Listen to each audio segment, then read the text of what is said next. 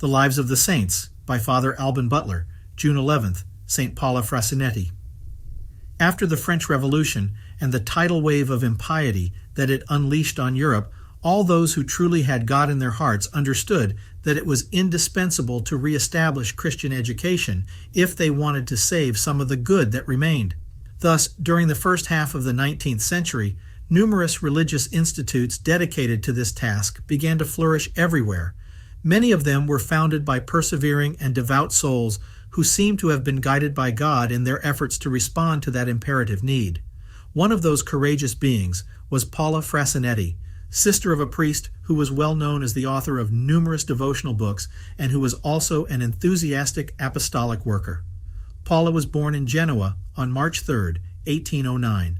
In the early years of her life, her health was extremely delicate, and in the hope that a change of climate would be beneficial, her parents sent her to live with her brother, who was then parish priest of Quinto. There she seemed to improve quite a bit, was able to devote herself to instructing poor children, and in a short time found her true vocation. She was inspired to gather other people around her and to found an institute devoted entirely to the work of instruction. She encountered, of course, many difficulties, and the complete lack of resources was not the least of the obstacles in her way.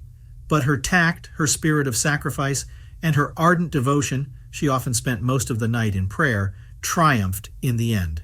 The Sisters of St. Dorothea, as the congregation was called, spread and multiplied, not only in many parts of Italy, but crossed the sea and became established in Portugal and Brazil.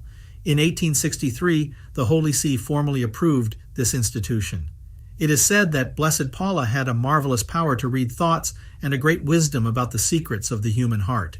After a series of seizures and exhausted by incessant work, she died peacefully in the Lord on June 11, 1882.